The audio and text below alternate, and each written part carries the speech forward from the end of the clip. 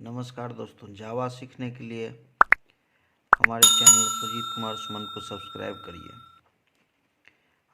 आज का हमारा टॉपिक है पॉलीमॉर्फिज्म। पॉलीमॉर्फिज्म जो है, देखिए पॉलीमॉर्फिज्म ये बहुत ही इम्पोर्टेंट टॉपिक है।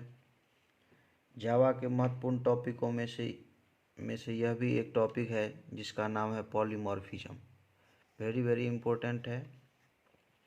तो पॉलीमॉर्फिज्म जो है एक ग्रीक शब्द है जिसका अर्थ होता है पॉली और मॉर्फिज्म से मिलकर के बना है। पॉली और मॉर्फिज्म से मिलकर के पॉलीमॉर्फिज्म बना है।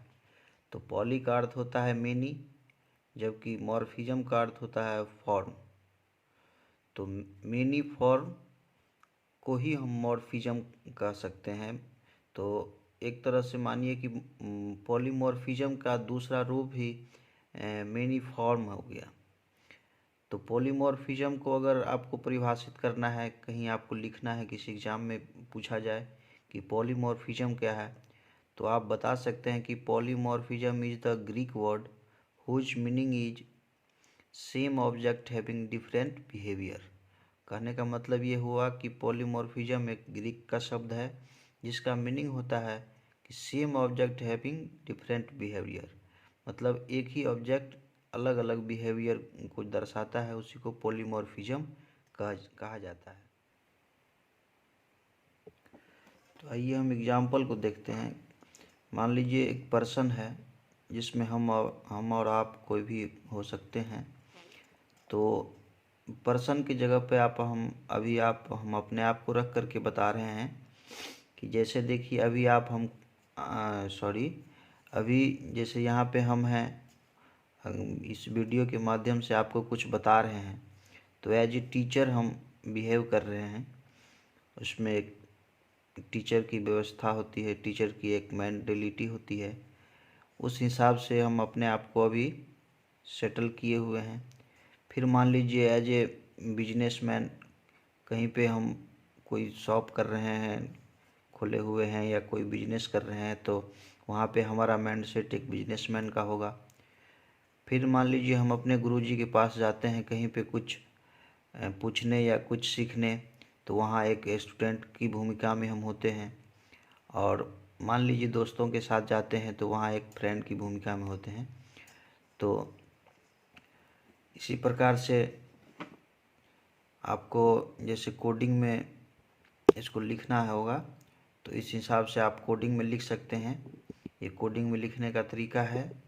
इसको भी हम ये प्रोग्रामिंग लैंग्वेज में लिखने का तरीका होता है पॉलीमॉर्फिज्म को। तो इसको हम बाद में बताएंगे, लेकिन देखिए जैसे पर्सन पर्सन पर्सन, ये सारा का सारा एक ही पर्सन है, लेकिन उसका behaviour as a teacher, businessman, students and friends में अलग अलग होता है। साथ ही साथ आप उससे नहीं तो एक और एग्जाम्पल आपके लिए रखे हैं जो कि आपने थंबनेल में भी देखा होगा। जैसे एक लड़की होती है, वो सबसे पहले बेटी होती है, बेटी के बाद बहू है, बहू बनती है, बहू के बाद पत्नी, पत्नी है, फिर सास बनती है। तो एक ही लड़की का डिफरेंट डिफरेंट ये सारा उसका रूप हो गया, जिसको हम पॉलीमॉर्फिज्म के हिसाब से समझ सकते हैं। तो चलिए आगे देखते हैं कि पॉलीमॉर्फिज्म को कितने टाइप होते हैं, पॉलीमॉर्फिज्म को कितने ही तरीके से पढ़ा जाएगा आगे। तो पॉलीमॉर्फिज्म